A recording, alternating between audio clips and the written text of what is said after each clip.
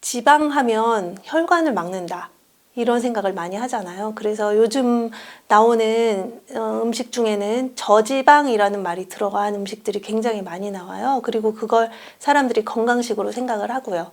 그런데 실제로 지방이 우리의 혈관을 막는 것인가 라는 것에 대해서는 여러 가지 새로운 의견들이 굉장히 많다는 거예요. 이게 혈관이 막히는 건 사실 동물성 지방 때문이 아니라, 안녕하세요. 저는 부모님과 아이들을 위한 건강지침 필독서인 기적의 편식 저자 김주영입니다.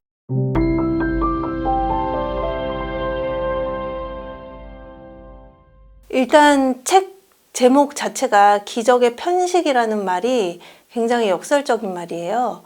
편식을 하면 기적처럼 건강이 좋아진다 라는 생각을 사람들이 하지는 않으니까요. 왜냐하면 골고루 먹어야 건강하다고 하고 편식하면 좋지 않다는 인식이 있어서 그런 것들을 깨고 싶었어요. 사실은 골고루 먹어야 건강한 게 아니라 잘 골라서 먹어야지 건강하다 라는 걸 꼭 알려드리고 싶어서 정한 제목이기도 하고, 그래서 이 책 내용 중에 우리가 흔히 알고 있는 상식이라고 생각하는 것을 깨고자 하는 그런 내용들이 몇 가지가 있는데요. 그 중에 첫 번째가 아침 식사에 관련된 내용입니다. 사실 저도 그랬고 지금 부모님들도 아이들 아침에 학교 가기 전에 아침 안 먹여서 보내면 마음이 굉장히 불편하잖아요. 그래서 뭐라도 먹이려고 하는데 바쁘다 보니 그 무엇이 굉장히 이상한 음식이 되어서 오히려 안 먹는 이만 못하다는 거죠. 그래서 사실 아침을 반드시 건너뛰는 게 더 좋다라는 의미는 아니에요. 반드시 공복 시간이 길어야 되고 어른들 하는 것처럼 간헐적 단식을 해야 되고 이런 건 아니니까. 그렇지만 어떤 음식이냐에 따라서 차라리 안 먹는 게 나을 수도 있다라는 이야기를 꼭 하고 싶었어요. 보통 아이들한테 아침에 뭐 먹고 왔니? 라고 질문을 하면 시리얼, 빵, 우유, 과일, 주스 이런 거 이야기하거든요. 근데 그런 것들이 모두 다 탄수화물이고 그 당이기 때문에 아이들의 혈당을 급격히 올렸다가 내리는 음식이에요. 그런 음식으로 아침 공복을 깨면 인슐린이 과다 분비되면서 혈당 스파이크가 생기고, 이런 것들이 계속 반복되면 인슐린 저항성이 생겨서 요즘 아이들이 많이 가지고 있는 질병의 가장 근본적인 원인이 되거든요.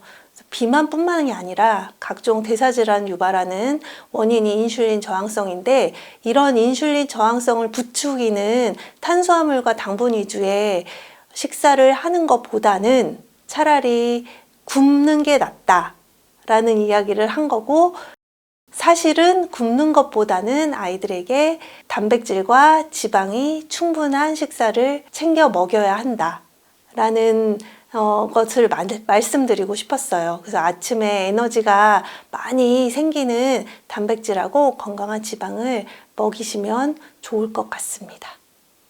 두 번째는 지방에 대한 이야기예요. 흔히 우리가 지방하면 혈관을 막는다, 이런 생각을 많이 하잖아요. 그래서 요즘 나오는 음식 중에는 저지방이라는 말이 들어간 음식들이 굉장히 많이 나와요. 그리고 그걸 사람들이 건강식으로 생각을 하고요. 그런데 실제로 지방이 우리의 혈관을 막는 것인가 라는 것에 대해서는 여러 가지 새로운 의견들이 굉장히 많다는 거예요. 그래서 동물성 지방이 보통 우리가 실온에서 고체 상태니까 우리 혈관에 들어가면 우리 혈관을 막게 하지 않을까. 그런데 식물성 지방은 실온에서 굳지 않으니까 혈관도 막히게 하지 않으니까 동물성 지방보다는 식물성 지방이 훨씬 더 건강하고 깨끗한 지방이다 라고 생각하는 것 자체가 우리 몸을 너무 단순하게 생각하고 있다는 거죠. 우리가 지방을 섭취할 때 우리 몸이 그 지방을 혈관 안으로 바로 집어넣는 게 아니라 리포프로틴이라는 운반체계에 의해서 지방을 몸속 구석구석까지 전달을 해요. 그리고 아시다시피 우리 몸은 지금 체온이 36.5도가 정상적인 체온이고, 포화지방이라고 우리가 이야기하는 동물성 지방은 35도 이상이 되면 다 녹아요. 여름철에 엄청 더울 때 지방이 녹는 거 생각하시면 되긴 하는데, 이게 혈관이 막히는 건 사실 동물성 지방 때문이 아니라 이미 산화된 식물성 지방이나 아니면 설탕 때문이거든요.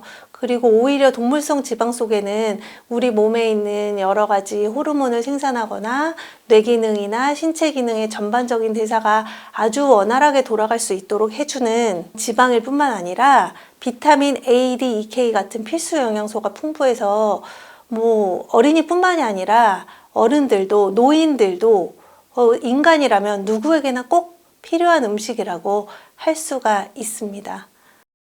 그리고 세 번째는 정말 이슈가 많이 될 만한 음식입니다. 콩. 보통 요즘에 콩으로 만든 음식을 굉장히 건강한 음식이라고 생각하고 그 다음에 질 좋은 식물성 단백질이라고 이야기를 많이 해서 콩으로 만든 두부 이런 것뿐만이 아니라 온갖 두유나 식물성 콩으로 만든 대체 고기까지 그렇게 먹고 있는 사람들이 점점 늘어나고 있어요. 하지만 콩이 가지고 있는 독소에 대해서도 좀 공부를 해보시고 콩이 진짜 진정으로 건강한 음식인가 라는 것에 대해서 좀 생각을 해보셨으면 좋겠어요. 콩에는 여러 가지 독소 물질이 들어있는데 그 중에 대표적인 게 이소플라본입니다. 이소플라본은 이제 여성 호르몬 중 하나인 에스트로겐과 비슷한 작용을 하는 파이토에스트로겐이라는 것이 많이 들어있어요. 그리고 그것이 특히 가공식품에 거의 예외 없이 원재료명에 보면 들어가 있는 탈지대두 분말이라는 것에 에스트로겐 양이 정말 너무너무 어마무시해서 우리가 임신한 여성 호르몬이 굉장히 많이 분비되는 걸로 알고 있거든요. 근데 그것의 몇백 배, 몇천 배 도달하는 수치의 에스트로겐 양이 탈지대두 분말에 들어있거든요. 그래서 부모님들께서 요즘에 성조숙증에 대해서 걱정을 굉장히 많이 하시는데 성조숙증이 조금이라도 걱정되시는 부모님이라면 절대로 가공식품 먹이시면 안 되고요. 콩류도 지나치게 많이 먹이시는 건 조심하셔야 됩니다. 두 번째로 렉틴에 대해서 말씀드리면요. 렉틴 또한 콩이 가지고 있는 독소 중 굉장히 유명한 독소예요. 근데 콩에만 들어있는 건 아니고 씨앗류에 거의 다 렉틴이 많이 들어있어요. 근데 이 렉틴이 우리 몸에 들어가면 염증을 일으키고 또 신경 독성으로 작용하기도 해요. 그래서 치료를 목적으로 식단을 하시는 경우엔 반드시 콩은 피하셔야 하는 식재료 중 하나입니다. 세 번째로 콩 속에 피트산이라는 것이 들어있는데 피트산 역시 성장에는 방해가 돼요. 그래서 피트산을 많이 섭취를 하게 되면 우리 몸에 진짜 필요한 칼슘이나 마그네슘, 구리, 철, 아연과 같은 영양소 흡수가 감소가 되고요. 그래서 영양가 높은 음식하고 영양제를 아무리 잘 챙겨 먹어도 콩을 같이 많이 먹으면 흡수가 잘 안 돼요. 무용지물이라고 할 수 있죠. 게다가 콩 식품은 체내 비타민 D 요구량을 높이기 때문에 비타민 D를 많이 드신다고 해도 비타민 결핍을 일으키기도 합니다. 그리고 콩 단백질도 식물성 단백질이라고 하지만 고온 처리 과정에서 독성과 발암성이 높은 물질이 형성되기도 하고 우리 몸에 좋지 않은 영향을 많이 끼치기 때문에 콩은 드신다고 하면 전통적인 방법으로 발효를 시켜서 독성을 중화시킨 된장이나 청국장 같은 형태로 가끔만 드시면 좋겠습니다. 네 번째가 채소입니다. 채소는 그냥 생각만 해도 너무 건강한 식품 같잖아요. 그래서 우리가 식탁 위에 나물이나 샐러드 같은 채소 반찬 없으면 왠지 식탁이 건강하지 않은 것처럼 느껴지고 뭔가를 하나 올려놔야 할 것 같고 그런 생각이 저도 옛날에는 들었었어요. 고기는 없어도 왠지 채소는 있어야 될 것 같아서요. 그런데 사실 채소는 물론 우리 몸에 득이 되는 것도 있지만 실이 더 많은 식재료이라고 생각을 합니다. 특히 장이 약한 사람들한테는 정말 최악이에요. 왜냐하면 채소라는 것이 식물이기 때문에 식물의 특징이 무엇인가를 먼저 생각을 해보셔야 돼요.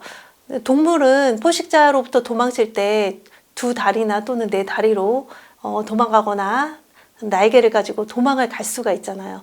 근데 식물은 포식자로부터 도망칠 수 있는 다리가 없기 때문에 몸속에 어딘가에 항상 독소를 가지고 있어요. 그런데 그 독소를 가지고 있는 부분이 주로 식물의 껍질이나 씨앗이거든요. 왜냐하면 자기 몸에서 굉장히 중요한 내 이세를 퍼뜨려야 할 중요한 것이 씨앗이고, 그렇기 때문에 씨앗의 독소를 특히나 많이 가지고 있어요. 근데 장이 완전치 않은 아이들이나 아니면 장이 건강하지 않은 어른들 모두에게 채소가 이로운 식재료가 아니라는 것은 그 독성 자체를 중화시켜서 몸에서 받아들일 수 있는 능력이 없는 사람들한테는 엄청 위험한 식재료가 될 수 있다는 거예요. 그래서 물론 마지막에 최종적으로 우리 몸에 약간의 독성이 들어와도 그걸 건강하게 처리해내는 장이 되면 가장 좋겠지만, 그 전 단계까지는 치료를 위한 식단을 하거나 또 장이 완전치 않은 아이들의 경우에는 식물성 식품은 섭취하지 않는 것이 좋고요. 그 다음에 생채소 먹고 가스 차시는 분들이 있어요. 이제 배가 빵빵해진다든지 아니면 식이섬유 많이 먹는데 뭐 설사를 한다든지 변비가 있다든지 이런 분들은 아직 장이 채소를 받아들일 준비가 안 되었다는 증거거든요. 그래서 그러신 분들은 채소를 안 드시거나, 아니면 그래도 나는 꼭 채소를 먹고 싶다 한다면 채소는 가능하면 익혀 드시고, 익혀 드시는 채소조차도 불편하시다면 안 드셔도 전혀 상관이 없습니다. 왜냐하면 보통 분들이 채소에 미네랄이나 비타민 같은 영양소가 많다고 생각하셔서 드시는 분들인데, 사실 영양성분표를 보시면 채소보다 고기에 훨씬 더 미네랄이 많이 들어있어요. 여러 가지 미량 영양소나 미네랄이나 단백질, 기타 지용성 비타민 같은 것들이요. 그런 것들을 위해서 채소를 드신다고 하신다면 채소는 전혀 드시지 않아도 무관하고요. 기호에 따라서 원하시는 만큼만 조금씩 드시는 걸 추천드립니다. 그리고 특히 채소 싫어하는 아이들 다 이유가 있으니 억지로 먹이지 않으셔도 된다는 점 기억하시면 좋을 것 같아요. 지금 여러분이 먹고 있는 음식이 10년 후에 여러분의 삶을 좌우합니다. 감사합니다. 김주영 작가였습니다.